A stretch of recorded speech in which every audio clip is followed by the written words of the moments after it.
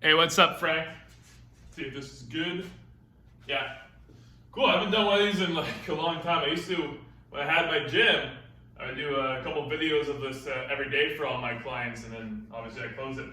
Okay.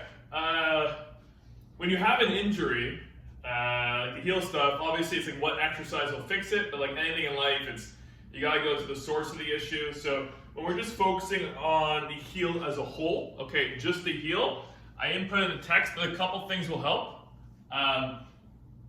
First, your toes should move like your fingers.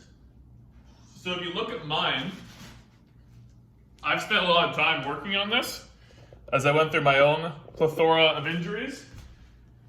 So the toes can do a couple things. They can flex, they can extend, they can open and separate, they can come together, and then the big toe can go away.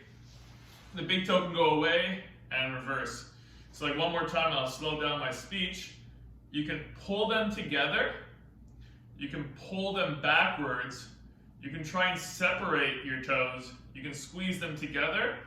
You can bring one foot, one toe away from the other, and vice versa. And then play around them. Yours won't move, like yours will cramp. Mine are able to express themselves very well now because I've trained my toes to move like my fingers and mobilize.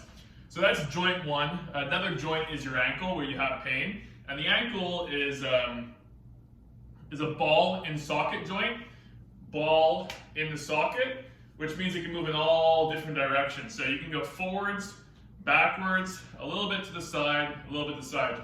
The shoulder is a completely ball and socket one. This one almost can move all the way around. But yeah, you want to go forwards with it, backwards with it, side and side.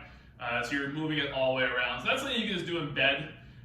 When you move your ankle, you move your toes also. Do it in bed, do it when you're just chilling. But you want your toes and your ankles to move like your fingers and wrists. That's like the simplest way to put it, okay?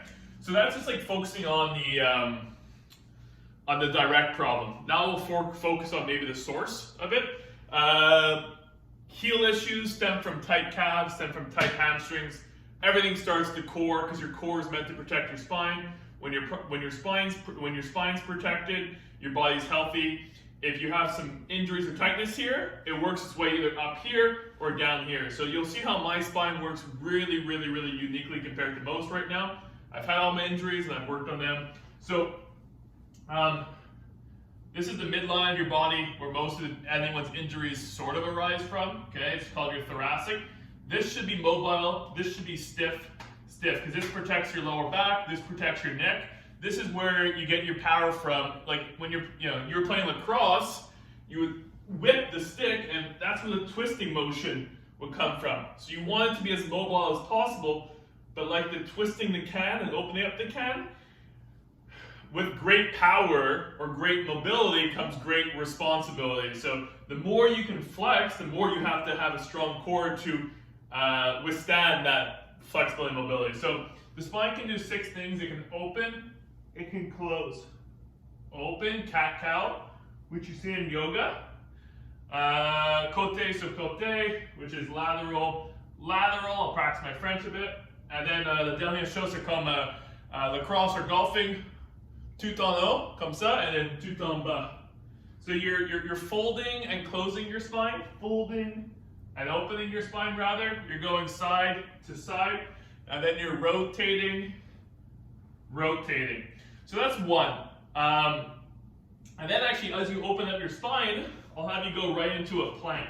You'll just hold a plank for like 30 to 45 seconds, but you're gonna do this probably. Relax your shoulders, relax your hips.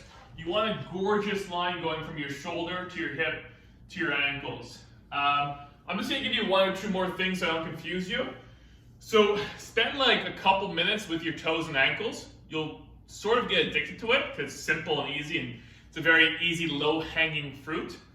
For your spinal mobility, do like 1 or 2 sets of a minute or 2 of moving yourself like that. For your plank, do 1 or 2 sets of a minute or 2, but like I said, I'm sure you do a good job of it, but no one's perfect. Relax your shoulders, relax your hips. Get into a parasympathetic state, meaning a very relaxed state. The exercise itself should be hard, but the effort should feel easy at the beginning. And then we're just gonna add a calf stretch. To keep it simple, so find the wall, push your heel into the ground, and stretch out all this back element of your leg, okay? Stretch it, and then what people do is they hold their stretching position, which is great, but I also like people to explore it, right? Everyone's anatomy is so different. You have people who are tall, short, big, small, lefties, righties, so everyone's like injuries, dull injuries, so like the foundational is hold that position, but then also play around with that position, just like Sleeman with coding. It's like, okay, there's a certain framework or certain code that you want to establish, but as you get better, it's like your code looks slightly different than the other person's. You know, whether it's how you comment, how you write it. There's the joke for that TV show Silicon Valley, whether you use spaces or not. So put your own little spice to all these exercises. Foundation, spice, foundation, spice. Anyways, try those things. I always give like only a few to begin with because otherwise it's an overload. Start with those, you do those, you'll improve, and we'll get you 3 or 4 more after that.